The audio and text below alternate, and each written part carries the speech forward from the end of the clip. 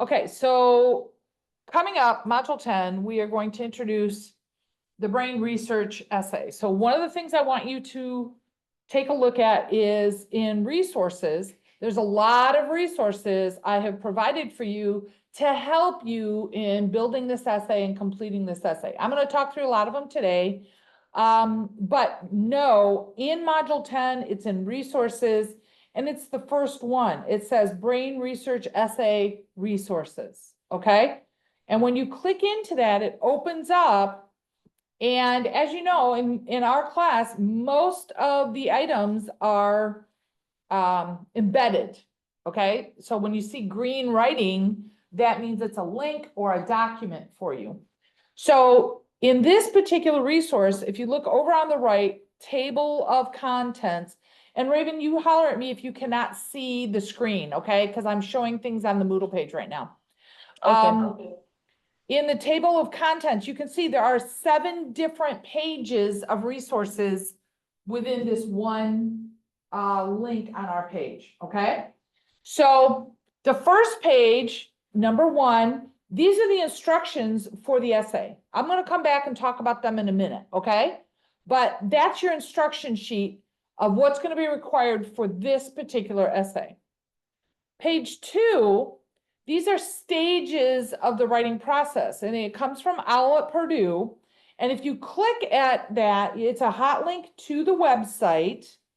Oh, it says page not found. Good to know. All righty. Well, I'm glad that I clicked on that. So I'm going to put that on my list to adjust and see if I can correct that link. But bottom line, stages of the writing process, you do brainstorming first, right? You think about brainstorm, that kind of a thing. And then you maybe develop a skeleton or a shell, kind of like an outline. What are the things you're going to want to talk about in that essay? And then you do your drafting. You draft, and I call it, the Anne Lamott, if you remember, I've referred to this a couple times, shitty first draft, right? You're basically just getting your thoughts on paper. It's sloppy, it's messy, it's not in good order. And then the next stage is revising and rewriting. So based on what you have, you determine, do I want to move things? Do I want different wording? Do I need more? Do I need less? And you do that revising process, and you're going to go between revising and drafting a couple of times. And then you're ready to publish, and you do your final kind of proofreading, those type things.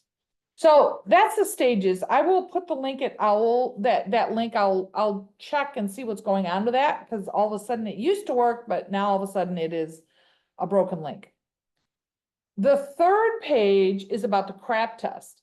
And we're going to talk about this in relation to what you're researching, what you're looking at on the internet.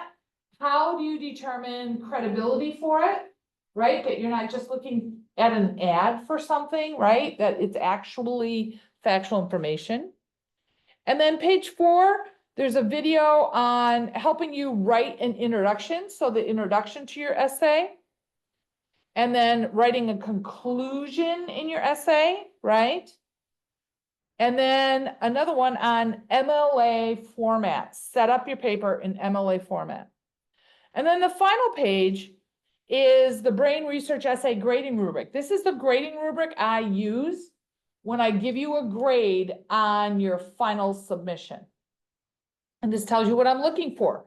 The categories are on the left. So I'm looking at your introduction, I'm looking at your thesis, the development, conclusion, organization, your style, format, this is MLA format, and then mechanics. Those are like proofreading things, okay? So, and then of course, you have a point structure from 0 to either 8 or sometimes higher than 8, 10, 12. Let me look. Nope, I lied. They're all, the top level is worth 8. So it's on a scale from 0 to 8 of how I award that. And you can see the top, it's either not there, or it's weak, or competent, strong, and then superior. Okay. So that is the brain research essay resources. Okay. Let me come back to our main page. Now I do have an overview for you. This is a video I did a couple years ago, but it explains the items within this module. Now, heads up. On that video, I refer to discussion forum. I have since taken that out. So that discussion forum is not contained in this module, even though I refer to it in the video. The video is a couple years old and I've adjusted things. So you can ignore when I'm talking about that in the video about the discussion forum. I have eliminated that assignment for you. All right. Brain research essay resources. We're going to talk through some of these things. So let's start with the instructions. The instructions are right here on this page. Like I said, you click on, it's page number 1. So what I'm going to want you to do is use the internet, or you can use our databases in the library. Either one is perfectly fine. And you're going to look for information on a topic that interests you about the brain. It can be related to our class in any way, shape, or form. So maybe you want to build more information on long-term memory, okay? You would search internet for this information, and you can use the databases. You would look at a variety of places, and what you're doing when you're researching is informing yourself, right? You are reading to learn more about whatever your topic is. Whatever the topic is that you want to write about. And the only caveat here is that it has to be related to either the brain or something within this class that is content. Does that make sense? So you have a burning need to have a topic in relation to Joan Jett and her fantastic life. That is not related to our class in any way, shape, or form, so no go, right? But maybe you have a family member who suffers from Alzheimer's and you really want to learn more about that and make that your topic. Sure, because that relates to the brain, memory. These are things that we have been studying in this particular course, okay? So the rule of thumb, your topic is going to have to be related. So when you are doing your research, one of the things you really want to do is apply, well, let me come to that in a minute. Let's just talk about the instructions. So in your essay, you need to have a title, and the title needs to have the topic in it. Please do not use the title brain research essay. Right? Whatever you chose to write about or do research on, that topic should be in the title. So for example, if you want to write about what I just said, Alzheimer's, you would have Alzheimer's somewhere in the title, right? Okay. You need an introductory paragraph. So you're going to start, you got a title, and you need an introductory paragraph. That needs to be your first paragraph, right? In the introductory paragraph, you are going to give me some context, and you're going to tell me, why did you choose this particular topic? What is your interest in this topic? And you're trying to entice the reader to read your essay. What are they going to benefit from by reading your information? And then, of course, at the end of the introduction, you need a thesis statement. And a thesis statement literally lays out for the reader, okay, this is what I'm going to be talking about in this essay. This is what I'm going to inform you about. Make sense? Okay. A good thesis statement will be fairly detailed. So for example, you have your introductory, I chose the topic of Alzheimer's disease to write about, because 2 of my family members have this, and I would like to learn more about it in order to help them the best way I can, right? Okay. And you might have a little more information on that. But then the thesis statement should basically tell the reader, what are you going to inform them about in your essay? So in my essay, I plan on talking about characteristics of Alzheimer's diagnosis, methods to help counter Alzheimer's, and its effect on the long-term memory process, okay? Now again, I'm just making that up on the fly here. But you're telling them 3 specific things you are going to cover within your essay about your topic. So when you think thesis and when you're doing your research, whatever your topic is, mentally think, okay, what are the 3 areas of that topic I want to inform the reader about? Because you should have 3 sections, okay? So you have the title, you have an introductory paragraph, and then you're going to have paragraph 1, paragraph 2, paragraph 3. Look at that. 3 things you're going to talk to the reader about.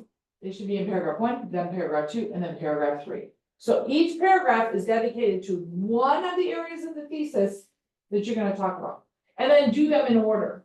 So for example, the Alzheimer's one I just kind of gave you an example of. You know, I'm going to talk about characteristics of Alzheimer's diagnoses. Okay, well, that's the thing I'm going to be talking about in paragraph 1. I'm also going to talk about ways to prevent Alzheimer's. That's paragraph 2. And then my third one, I can't remember what I said, but that would be paragraph 3. Okay, so you just want to match your thesis order with how you're going to talk about it in the essay. So far, so good? And then your final paragraph will be your conclusion. Okay, and you're going to kind of wrap things up. Now, I have resources on how to write a good introduction, how to write a conclusion. But your introduction in particular, you have 3 main elements. Number 1, what is your interest? You know, why did you choose this particular topic, and talk about that. And then 2, you need to say what the connection is for you in this topic. And then 3, your thesis statement in there. Okay, these are the things I'm going to talk about with this topic. In your conclusion, you kind of wrap things all together, but your conclusion needs to touch back on the items that you talked about within the paragraphs. So those 3 things, you want to kind of wrap them up. And a good way of thinking of conclusion is, if you think about restating your thesis statement in a different way, with a couple of details that you revealed in your essay, that's a good way to build a conclusion, right? A conclusion is, for lack of a better phrasing, it's kind of rephrasing some of the information you've already provided in the essay, but in kind of a wrap it up with a bow type thing, okay? So that's your format for how much and what the content has to look at, okay? Some other things that are required in this essay. You got to use all MLA document design. Okay, we have gone over this a couple of times. I think last session, was it last session or the session before? We did a demonstration of header and the first 4 lines, where the title goes, how to set things up on your essay, correct? Told you how to build a template. So, you know, dig that out, do that again. If you forgot, you can watch the videos again. The resources are all there, okay? But these things I'm talking about are all related to MLA document design. So number 1, you're going to need to use Times New Roman style font, okay, for the whole thing. You need double spacing on the whole thing, and you need 1-inch margins on the whole thing, okay? MLA for document design, and those other little things that include it are header, first 4 lines. There was something else I didn't cover. Oh, size 12, Times New Roman size 12 font, which means your title can't be size 24 and that kind of thing. No, everything is size 12. If you know, now I say if you know, let me phrase it nice. If you know when to use or how to use capitals and punctuation correctly, make every effort to do so. I'm gonna phrase that less nicely, which is you need to make a concerted effort at doing it as best you can. And if you don't know how, you should probably look it up or ask. So there's a couple of ways to ask. One, you can reach out to me and I'll tell you in a heartbeat. Okay, do I capitalize every letter in the title? And I can point blank answer that in an email, not a problem. Okay? The other is to work with the TLC, do a writing consultation, and have them do what I call a mechanics check. And just say, hey, I just want to make sure I use capitals and punctuation correctly. Can you point out anything I might have to change? And I'll do that. You can also schedule a conference with me, by the way. Like today, I'm in my office, all kinds of lonely, grading papers, doing all kinds of things, but I'm there if anybody wants to stop in and talk to me. And I can also do a Zoom conference, which means, hey, maybe you're really busy Tuesdays at 9 in the morning. Okay, reach out to me, let's set a Zoom time, and I can talk with you live, or you can send it to me ahead of time, I'll give you some advice and guidance. And we can do it via Zoom, okay? And maybe that will work better with your schedule. In the length, and by the way, you're welcome to use tools like spell check, grammar check, you know, with Word, Microsoft Word, you're using that program. They have those tools, feel free to use them, okay? The length of this essay is approximately 2 pages. What does 2 pages means? It means 2 full pages, and that means a word or more should spill onto the 3rd page. That's what 2 full pages mean. Okay?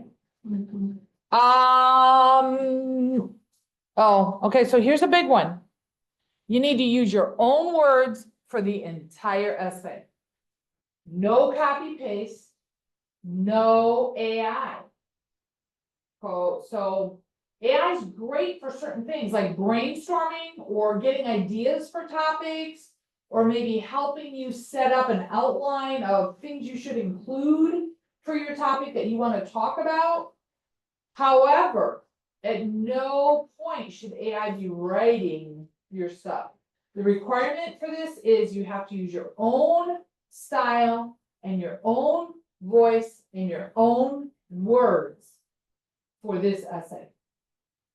So if you use AI and you don't reveal, it's plagiarism. Okay?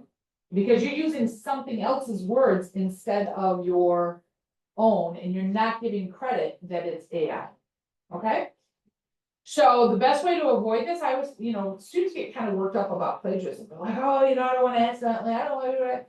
It's very, very simple to avoid this problem. You will have absolutely no issues if you use your own words, your own voice all the time. You'll never risk plagiarism. Okay? In this one, there is no quoting. No quoting. So you don't need to use quotations. You don't need to do works cited, except what I want you to do on the page after you are done writing, you need to give me a list of all of the sources you use to get that information. Links. Yes, if it's like an internet, it's a link, great. If it's something from a database or an article, then you need to give me either the citing or a link to that article, right? I need to be able to see your resources and read your resources. One of the reasons I do this, I look and see, well, did you take any wording from them and not acknowledge it in your essay, right? So you should also have more than one source. You should probably have 2 or 3 minimum. If you're getting all your information from one source, you're really not doing due diligence on your research, because you want to make sure that it's not, well, we'll talk about this in prep, but you don't want it biased, and the information should not be there to persuade you. It should be to inform you. And we're going to talk about that a little bit in the craft section, which I'm going to do in a minute. So you do not need a formal works cited, and if you get a writing consultation, that'll be something that they think you need a citation for. You may say, I have waived it for this essay, right? But you do need to provide me proof of each of the courses that you use. And you really need a minimum of 3. Okay, makes sense? Okay. And yeah, the end page is the hot links. So again, it's after the essay. You have to have your essay complete, and then the next blank page will do that, okay? So far, questions on the requirements needed in the essay. Okay, so let's go to the CRAP test. So the CRAP test is how you determine credibility, right? So when you're surfing the web, I'm sure you're very well aware, there's all kinds, it's not if you're gonna find information, you will find information. The issue is it credible and is it reliable, right? Unbiased, all those kinds of things. You're looking to inform.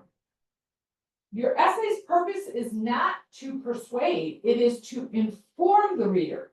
So as much as possible, you want unbiased, factual information. How do you check for those things? Okay, so you use the CRAP test. The CRAP test is C, currency. How recent is this information? When's the last time? So if you're reading something that got published in 2020, it depends on what it is, if it's still valid or not. Medical stuff changes very rapidly, so that may be kind of an old source. It may not be as current as it should be. You need to maybe find a more current source, right? And then reliability. What kind of information is found in this source? So, for example, is it trying to sell you something? Is it a sales site? Is it by an educational institution? You know, you have to kind of look for what they're trying to do by giving you this information. So a good example of this, let's go ahead and use Alzheimer's, for example, since that was our topic we talked about last time. You're researching information on Alzheimer's and you find this site and it's like, okay, it's got a lot of information on Alzheimer's, blah, blah, blah, blah. And they're citing facts and they're citing some other information, right? And so you're checking for currency. Wow, that website was updated just this year. So that's very current information. You're looking at reliability. Okay, what's the purpose? What are they doing? Well, lo and behold, the site you're getting information from is a memory care facility. Okay. So, not saying the truth is not there. I'm not saying it's not factual. However, they are sharing this information for the purpose of selling you on, okay, our memory care unit's the best.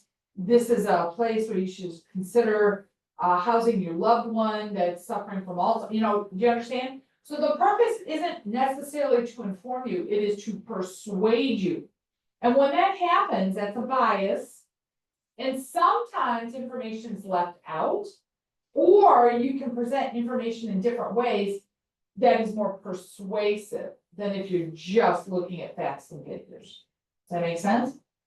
Now, again, that doesn't mean the information is wrong, but you need to verify it. That's why you look at 3 different sources. Because although this may be good with currency, it may not be good on authority or on reliability. So authority, let's talk about that. Who is the author? Who is the creator? What are credentials? Who's the publisher? Are they reputable? So if we go back to the memory care unit and the website, that's a business. That's a business. What authority would they have in order to talk to you about Alzheimer's stuff? Well, maybe they have a lot of doctors on staff or doctors that are giving the information. Okay, that would be credible authority, right? That kind of thing. So you have to look at those questions when you are reading the research on your sources to make sure that these things are being met. And then purpose, is this fact or opinion? Is it biased? Are they trying to sell you something? Okay, so you're gonna look at the crap test on all of your sources. If they are suspect or they're not meeting some of those things, you wanna think, is this really a credible source? Should I use this to help inform myself? And thus inform the reader.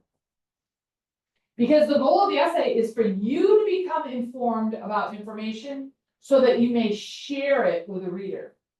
Your goal is not to persuade the reader, it is to inform the reader about information you learn in relationship to that topic. Make sense so far? Questions on the crap test? Okay. Good, bad, ugly? Okay, so the video shares on how to write a good introduction, and it talks about a hook. It talks about capturing the reader's interest, right? Because the goal of the introduction is to get the reader interested enough to read the rest of your essay about the information you want to share, okay?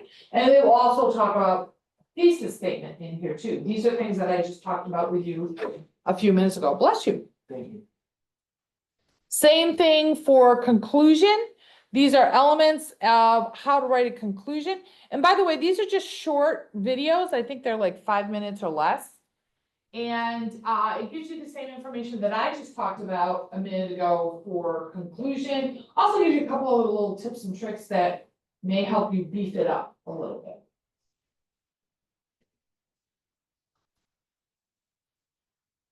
And then, of course, the video, how to set up your paper in MLA format. Once again, I walked through this a couple sessions ago, so I'm not going to walk through it again. But all the elements are there listed. You can also find it in print form on OWL Purdue. That's one of our resources. And if you don't like watching videos for stuff, you can, read it in the written format. I tend to be that way when I'm trying to apply things. I don't necessarily want to hit the video and hit pause every time. I would just rather have a written document about it. So both things are available to you. All right, so far, that is going to be what we're working on next. You're going to be, I lied. I do have a topic choice forum. Oh, sorry, I lied about the overview. There is a forum. I thought you just had to submit to me the topic, but I left the topic discussion forum in there, okay? So ignore what I just said at the beginning of this particular lecture. The overview should be fairly accurate, okay? Now what your goal this week is to choose a topic. And I will tell you right up front, I have to approve your topic. I have to say, yes, your topic is fine, or no, that's not gonna work. You need to really rethink this, right? So you shouldn't pick a topic until you really had time to surf the net and kind of look up things and get a good feel for what types of information. Are you having trouble finding information on it? Can you not find credible information? You get a lot of information on it, but it's all quote unquote commercials or sales, websites that are trying to sell you things, that type of thing. So you want to do some surfing first. After you've done some surfing, you've looked at some things and you're like, okay, I think I have a really good idea. This is going to be my topic. Okay, so in this forum, that's the first job. You do your thing, and you're going to use your pre-writing strategy, brainstorming, that kind of a thing. And I want you to post what your topic is. Now, I have some people that are very ambitious. Hopefully they read my instructions on everything within the post that they are posting correctly. So you do have to say some of the sources that you're finding. So here in the middle, you can't see my fingers. Sorry, I'm pointing, but you can't see. Where's my mouse? There's my mouse. Okay. You're going to post, I'm going to highlight that. Post what you have chosen for a topic, explain why and how it relates to the content of this course, and review various items, web pages, article documents as sources for ideas of your own writing. And you're going to use that strategy to help you generate supporting ideas. You got to look at several sources, read different points of view, and topic is a generalized thing. You're going to have to narrow down and get 3 elements of that topic to write about. Okay? So when you choose your topic, you have to include the 3 areas of that topic you're going to write about in your essay. Make sense? Okay. Example post. Roughly, it's 3 paragraphs. I spent a couple of days using Google as a search engine. You're telling me what you did when you were surfing, and then telling me, okay, this is the area I'm looking at and why. You're giving me the why. Then you talk about maybe a couple of sources that you found that you're like, okay, here's some things I found I think will work to help me in my research. And then that final paragraph, you got to have the 3 areas you're going to focus on with your topic. So you can see the topic is there. The 3 areas I want to focus on with my paper relating to stress affecting memory are 1, how stress changes the brain structure, 2, chronic stress and the effects on the brain, 3, positive effects on the brain from stress. So you gave me the topic, how stress affects memory. And then you gave me the 3 elements of it you're going to talk about within your essay. So I do want you to be a little cautious. It looks like a very simple, easy assignment, but there's a lot of work you got to do behind it to be able to post. You have to have been surfing the internet. You have to have found several sources, and you have to list a couple of them. And you are going to have to then tell me, okay, here's the topic. Here are the 3 things from that topic I'm going to talk about in my essay. Good, bad, ugly? And that's the only assignment. So it's a pretty high level standard for this. And what that means is the time commitment should be pretty high.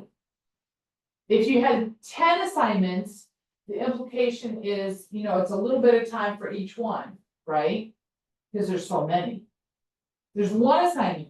That means all of your time dedicated to homework on this is to this. So this is not a rush job. It's not a quick one-off for a couple of sentences. You need to have it very well developed.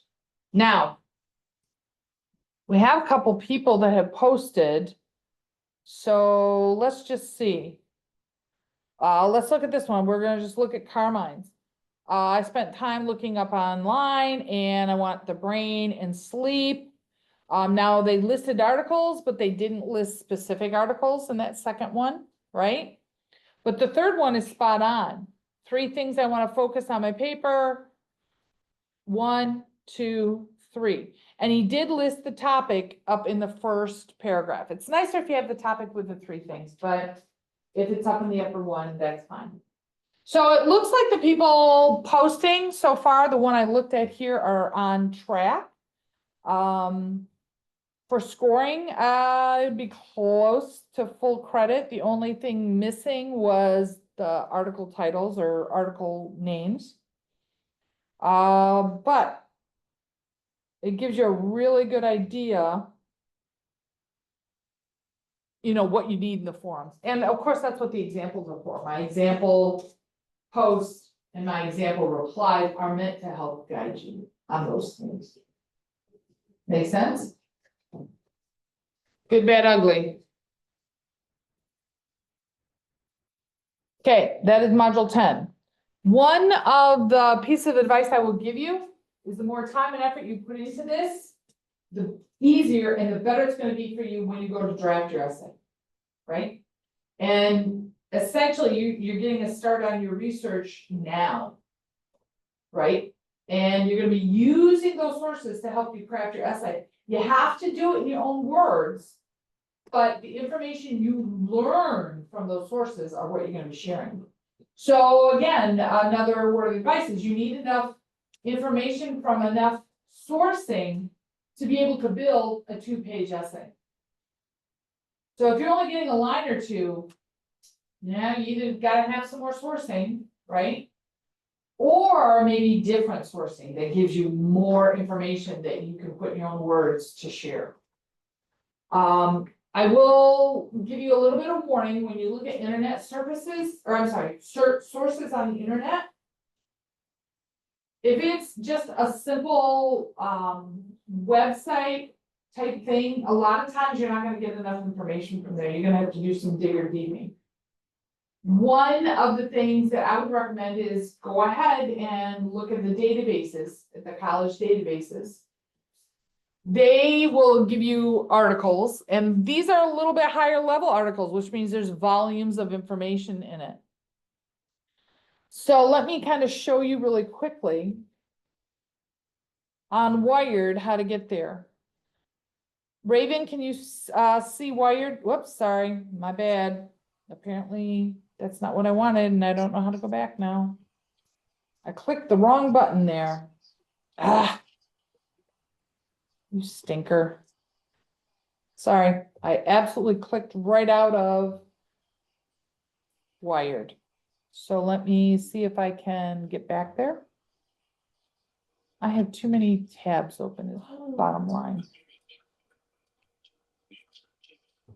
Oh, please tell me someone's not watching something or listening to something during my class time. That would be horrific and just really telling me you don't really care. Okay, here we go. I'm gonna get back in here and then I'm gonna show you where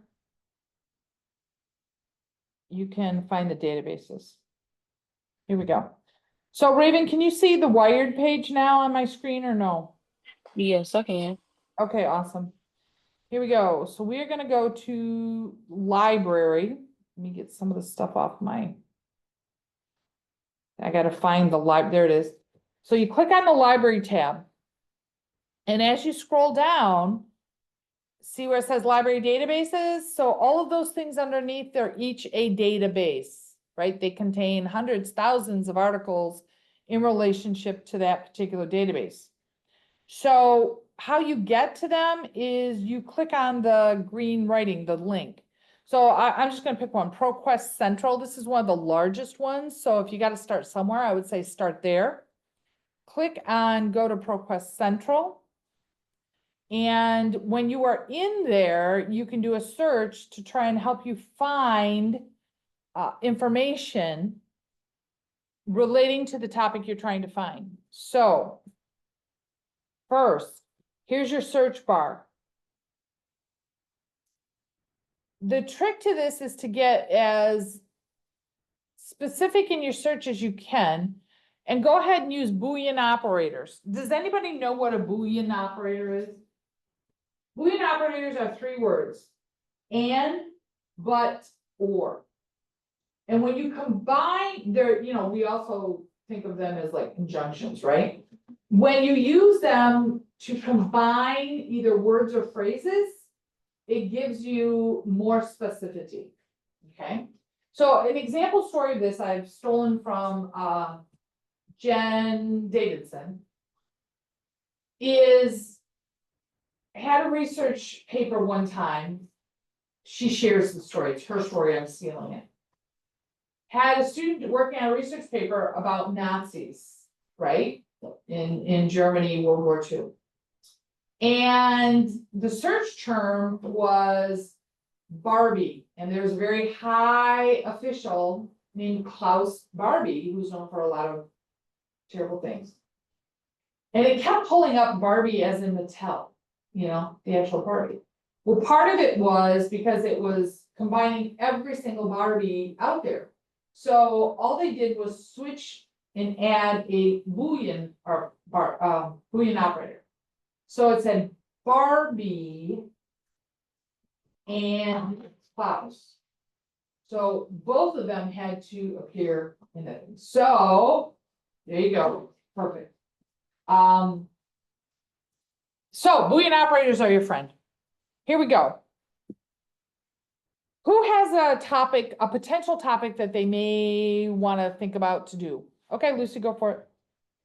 Aneurysms and how they affect brain loss. Okay, here's the test. I don't know if I'm gonna spell it right, but I'm gonna I can try. tell you, Okay, yeah, go for it. ANEURYSN.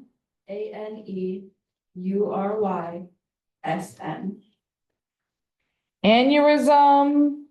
And you said you wanted to know how it affects memory? And, oh, I already had that. And memory. Okay, so I'm gonna do that. And I'm just gonna do a general search on this. I'm gonna hit my search button just with those two words. And it says I have 27,938. That's still a lot of articles, right? So let's see if we can narrow it down a little bit more. And so one of the things you have at your option over here is over on the left. On the left, it allows you to narrow it down. So let's go really radical, and let's say within the last 12 months. We're gonna look for something that was published in the last year. So we know we have the most current information. So I'm gonna filter that out. Wow, it narrowed it down to 1,224. Much, much better. Now, there are other ways you can narrow it down, right? You can say, I only want scholarly articles, I only want magazines, I only want this, that, or the other thing, right? And honestly, if you have a day or two, you can start glancing through the titles to see if any have potential. And then modify your search based on keywords in a title, right? So, and then this is where you research, you start looking and reading things, but let's just go ahead and try and pick one. So as I'm glancing through here, based on what I know I want for my essay and what you have a potential of a topic, that first one is a possibility, right? The second one, application of drug flushing covered stent grafts, and then I'm thinking, yeah, probably not, right? It's not gonna get me what I need, but for grins and giggles, let's just click that first one. It's scholarly, which means it's been peer reviewed, so there's no issue with credibility, right? We also know currency is good. It's within the last 12 months, right? And by the way, when you are finding this, it's in a journal. You can see it, Diagnostics Basal Volume 15. That's a published journal, peer-reviewed journal, which means the purpose of it is to inform, not persuade. So it should be fairly unbiased, right? So far, this source is meeting the criteria for credibility and cred. Now, what you'd have to do is you'd go through this and, skim through, see if there's anything that sounds like, and then take the time, if you think it's worth it, to read the entire thing. And see, okay, that helped educate me. I'm informed, great. Maybe make notes to yourself about some of the information in your own words. And then now your next job, if this qualifies and you have some information to get you whatever, at least your paragraph, then get you more articles, right? And there are all kinds of databases, by the way. This is just one, and there are different ways to filter. So we have aneurysm and memory, but we can add a third thing. And I don't know, do you want age maybe? Sure. I don't know. It's just a wild guess. So once again, it pulls them up, and these three words have to be within the article. Okay? And this one has 777 results. So we're narrowing it down, right? The other option you have is to do the advanced search. If I can find it here, give me a hot minute.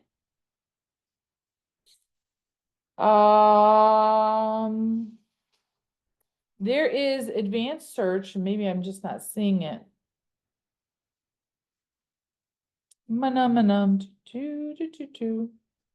Okay, here we go. Modify search. So here we can do advanced search right there in the middle. You see it? Click on that. And then what you can do is whatever those words are we're using, we can look for them more specifically. For example, I could have them just in the title. So let's try it. What was it? AE? ANE. Okay, URYSN. and then we're gonna do and memory, and let's just try those two for now. And it says here, I'm gonna go just the title. So document title, whoops, sorry, yeah, document text, I don't want that, I want document title. In document title. So those two words have to appear in the title for it to pull it up. We can still do currency if we want. Publication dates, this one gives me last 7 days, 33 months, 12, let's go 12 months again. And then I'm just going to search. I can limit it by the type of document as well. And look at this, I got two results. Now, whether these are gonna be good ones for me that I wanna use, I don't know. But it's definitely helping me narrow, so I don't have 77,000 that I'm looking at. So the trick in searching databases is using Boolean operators and refining it with the advanced search. And there's a variety of ways you can do that, but spend some time doing that if you keep pulling up like massive amounts of articles. Okay? Good, bad, ugly? Any other questions, issues, concerns that I can address for you with your research before you are posting in the discussion forum? Look for a response from me in the topic forum that is approved or not approved. If it's not approved, you can't write on it. You gotta pick something else. But if it is approved, there you go. That's all I got for you today. Hang back if you have anything else for me. Oh, hold on, I'm gonna stop recording before I forget.